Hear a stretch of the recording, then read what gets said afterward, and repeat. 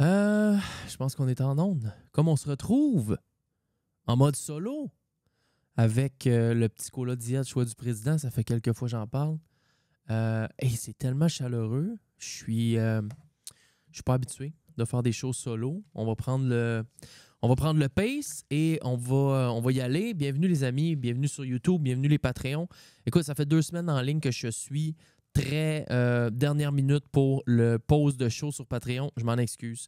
Vous ne l'avez pas trop d'avance. Par contre, vous avez plein d'autres shows d'avance et il y en a d'autres qui sortent dans les prochains jours. C'est juste que pour les internals du dimanche, je ne sais pas pourquoi, mais j'ai plus de facilité maintenant à trouver des invités, enregistrer des shows avec des invités que de... il manque une affaire que de... Ah, voilà, on est bien. Trouver des shows, enregistrer des shows avec des invités que d'enregistrer des shows avec le internal du dimanche.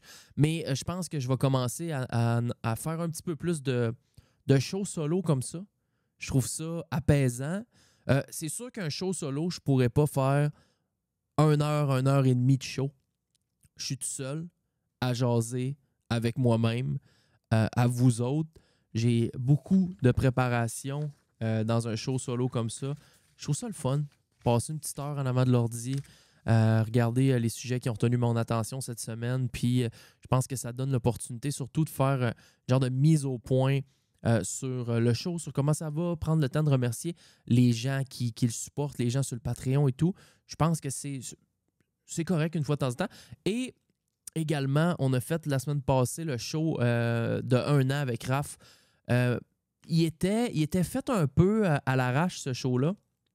J'aurais aimé ça, être plus préparé, arriver avec peut-être un petit peu plus de fun, un petit peu plus de cotes à faire entendre, un genre de montage pour le 1 an du show. Mais ça n'a pas été fait, donc regarde, c'est ça. Je teste aujourd'hui avec le micro d'invité. Normalement, j'ai un Rode NT1, sauf que là, j'ai le Rode Procaster des invités. Je le teste pour ce show-là. Donc, on va se mettre bien. Écoute, on va partir ça. J'ai beaucoup de sujets, beaucoup de choses pour vous autres. On dirait qu'en étant tout seul, ça me pousse à avoir des réflexions que je vais pouvoir avoir en ondes avec vous autres. Donc, revenez-moi en commentaire en dessous de YouTube pour les 15-20 prochaines minutes. Sinon, sur Patreon, qu'est-ce que vous en avez pensé? Est-ce qu'on aime ça, le solo? On essaye d'en faire 1 par 2 semaines. Je pense que c'est moi contre moi-même, dans ma tête, dans mes pensées, avec vous autres au bout de la ligne. All right? On va lancer ça. Pas facile quand même, passer un genre de 45 minutes, 1 heure. Ça durera le temps que ça durera. Si ça dure 38 minutes, ben regarde, à un moment donné, quand j'aurai plus rien à dire puis j'aurai passé tous mes sujets, on va être au bout. Et on va couper ça. Donc, bon show, numéro 93. By the way, pour le 100e, les démarches sont entamées. On se croise les doigts fucking fort. Je veux pas répéter rien parce que je veux pas me jinxer.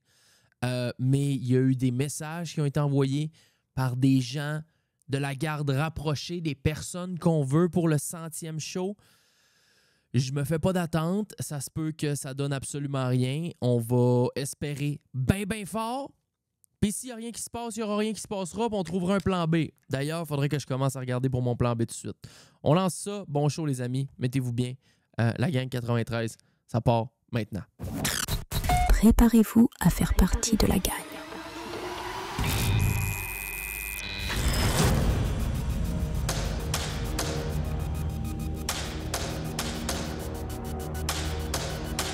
LagagneduShow.com. Les dimanches et mercredis, 10h. Viens rejoindre l'équipe sur Patreon. Allez, on est si bien. Parlons-nous bien.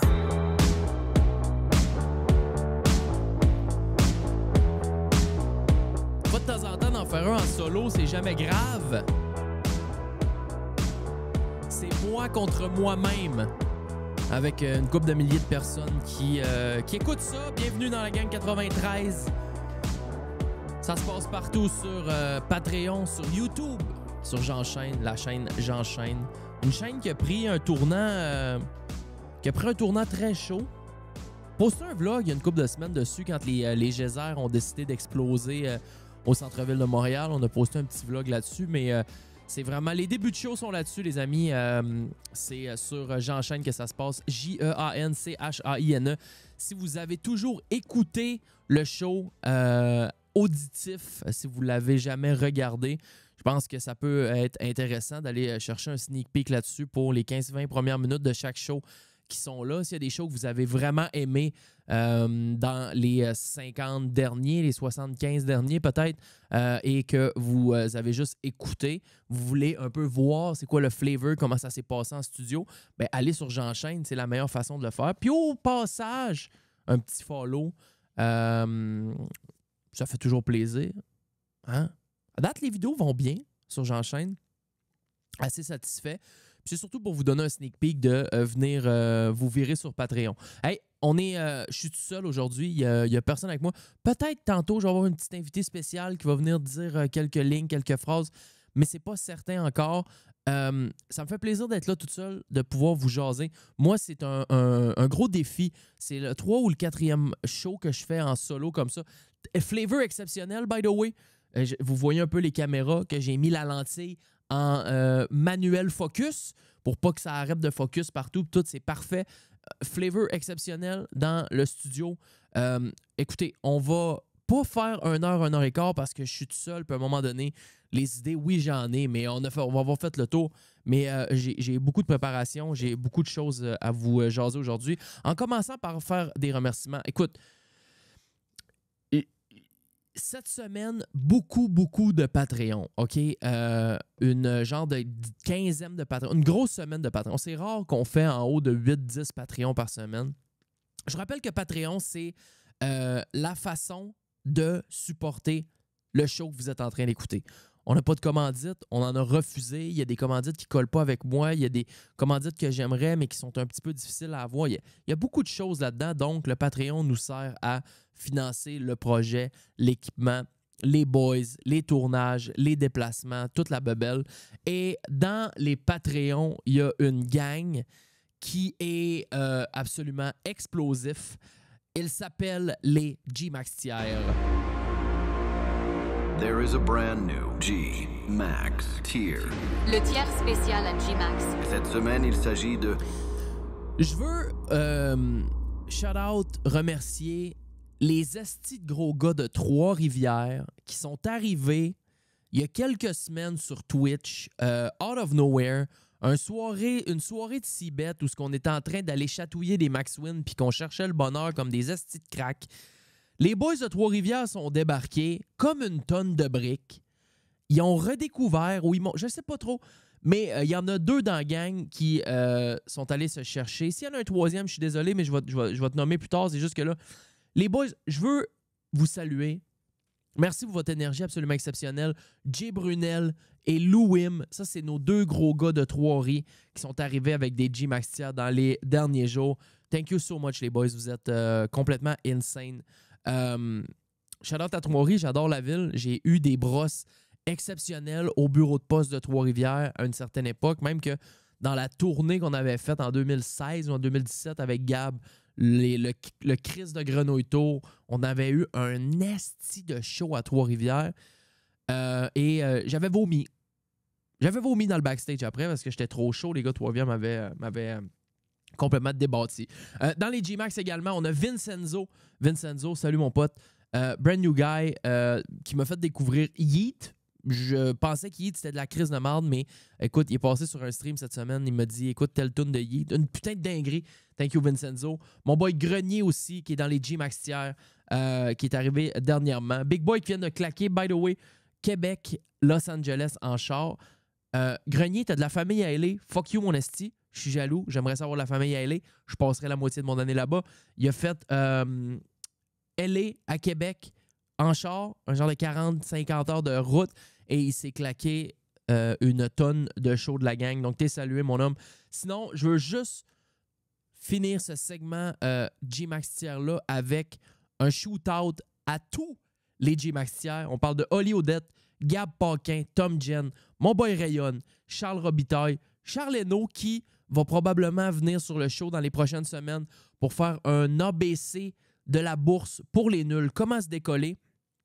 Comment prendre un pace en bourse, comment investir tes premiers dollars, où les investir intelligemment, comment ne pas mettre ça dans les mains d'un conseiller financier qui va aller te chercher un 3-4 puis que ce 3-4 %-là, tu le perds. Comment partir, parce qu'on me pose énormément de questions, comment on fait ça. Probablement que c'est Charles qui va passer dans les prochaines semaines nous donner un genre d'ABC pour les nuls de comment on part à zéro. Sinon, on a Zach Lévesque. Thank you, mon pote. Joe Descartes, a.k.a. Stairmasters. Vous voulez des escaliers de bois franc sur la rive nord, dans le coin, la rive de Laval. Stairmasters, Joe Descartes, c'est le top. Sinon, notre boy Oli Wallet. Je veux saluer les gars qui sont là depuis Day One sur le G-Max Tier. On a G-Max, évidemment, qui est le créateur de ce putain de G-Max Tier-là sur Patreon. G-Max, thank you encore, mon boy. Je t'envoie du gros love, des gros bisous. Will Robs, Oli Goyette et G-Max sont là depuis Day fucking One. C'est complètement insane. Beggar et Matters qui suivent de très, très peu. De vraiment pas loin en arrière, qui sont là depuis super longtemps. Donc ça fait le tour de toutes nos G-Max tiers. On en a 19 présentement. Merci aux 19. Sinon, pour les autres, brand new Patreon, on a Victor Doyon, Eugénie, Gidel DJI, je sais pas comment on prononce ça, mon boy, mais thank you. Devon Bélanger, Jason Beaulieu, Renaud Gay, Charlie Rondeau, Sonny. C'est tout le contraire de la journée qu'on est aujourd'hui. J'enregistre ça à 18h50 le 31 août. Donc, c'est mouilleux et absolument dégueulasse. C'était la dernière journée du Beach Club aujourd'hui. J'ai vu des images et m'a dit une affaire. On était mieux en dedans. J'espère que si vous étiez au Beach Club, vous avez passé un bon show. Mick Asselin, Dupe, Anthony Croteau, Pascal Paquette et Alexandre Thomas qui font partie des G-Max Tiers. Bien, merci à vous autres. Sincèrement, vous faites vivre la patente. Et toutes les autres qui sont là depuis des mois et des mois et des mois, merci beaucoup. Patreon.com, la gang du show, c'est la place. Vous avez plein d'exclusivités. Et j'aimerais ajouter une dernière chose avant de passer au premier sujet du jour. J'ai ajouté un perks. On a 3 types de Patreon. On a le Patreon audio. Toutes les shows sont là en avance en format audio. On a le format vidéo. Toutes les shows sont là en format vidéo. On a le G-Max tiers. C'est juste des cracks. Et finalement, j'ai ajouté pour tous ces tiers-là, j'ai ajouté un perks qui est les vlogs sur YouTube. Ils sont sur Patreon 48 à 72 heures en avance. Beaucoup de misère à retrouver un pace de YouTube régulier. Très, très difficile l'époque YouTube. J'ai jasé avec cette semaine, mon gars de thumbnail n'était pas disponible. J'en ai découvert un autre qui est en France. Je le salue d'ailleurs. Et on s'est jasé un petit peu de l'époque YouTube dans laquelle on est. Et elle est très difficile. Pour un style comme moi j'ai, style de montage, un style de... mais j'aime tellement YouTube. Je continue de mettre des choses sur YouTube. Ça me fait triper. J'essaie d'affiner un petit peu le style. Aller chercher une meilleure thumbnail. La thumbnail, c'est la carte de visite. C'est la première impression de la vidéo. Je le sais, je suis un consommateur. Je descends sur YouTube, je descends sur YouTube. Je clique sur qu'est-ce qui attire mon attention. Si moi, j'attire pas l'attention de personne, il n'y a personne qui va cliquer. Faut up cette putain de game-là. Donc, sur Patreon, vous avez ces vidéos-là quelques jours en avance. Ça fait plaisir. Écoutez, c'est un perks de plus qui est pour vous. Je sais pas, j'essaie d'en donner le plus possible avec des shows musicaux, des patentes, puis voilà. J'avais-tu d'autres choses par rapport à YouTube? On a fait pas mal le tour. J'essaie fort. Vous le dis. Hey, qu'est-ce qui a retenu mon attention cette semaine? C'est la mort tragique des 2 frères. Terrible. Je veux juste... j'en parlerai pas longtemps là, parce que ça a été à la une un petit peu partout sur Internet. Écoute, moi, ça a été mon fil de Twitter. Twitter qui est mon réseau social favori. Là. Ça a été à peu près tout ce que j'ai vu sur Instagram, j'en ai vu, c'est Johnny Gaudreau et son frère Matthew qui ont été percutés et tués alors qu'ils faisaient du vélo dans le coin du New Jersey. OK? C'est 2 joueurs de hockey. De ce que je sais, c'est que Johnny Gaudreau... Puis regarde, je ne vais rien ajouter à la nouvelle. Là. Ça continue de sortir puis tout, mais je voulais quand même prendre un petit 5 minutes. C'est tragique, c'est absolument épouvantable. Qu'est-ce qui s'est passé? Le gars, c'est un Johnny Gaudreau. Moi, je le connaissais pas parce que je suis pas un fan de la NHL, mais je suis quand même un petit peu grossièrement qu'est-ce qui se passe. Lui, je le connaissais pas. C'est un ancien joueur des Flames de Calgary qui jouait à Columbus, de ce que je comprends. Et il se promenait en vélo avec son frère autour de 8h, 8h30 la semaine dernière. Et il y a un gars sur l'esti de brosse qui s'appelle Sean Higgins, un bonhomme de 43 ans, qui est du New Jersey, qui a frappé les 2 frères qui circulaient en vélo paisiblement. Et il les a tués. Il est accusé de 2 chefs d'homicide involontaires avec un véhicule. Il fait également face à des accusations de conduite imprudente, de possession d'un récipient ouvert d'alcool dans son véhicule et de consommation d'alcool dans un véhicule. Il aurait consommé beaucoup d'alcool avant l'accident. Il a échoué son test de sobriété sur le terrain. Il conduisait un Grand Cherokee, un Jeep. Et donc, ça dit ici, là, il a tenté de dépasser un véhicule lent en rentrant dans la voie opposée et a frappé les frères Gaudreau qui circulaient à vélo sur le côté de la route. Regarde, je ne veux pas revenir sur tout ça. C'est absolument tragique. En plus, les 2 frères, il y avait le mariage de leur sœur ce vendredi, probablement cette semaine, qui était censé d'assister le mariage qui est terminé. C'est complètement fou. OK? Puis moi, ça me touche des trucs de frapper quelqu'un de complètement chaud qui décide de conduire son char. Regarde, dans la vie, là, il y a des morts qu'on est capable d'éviter. Ça, c'en est une. OK? Un accident en voiture, c'est un accident. Mais un accident en état d'ébriété, c'est évitable.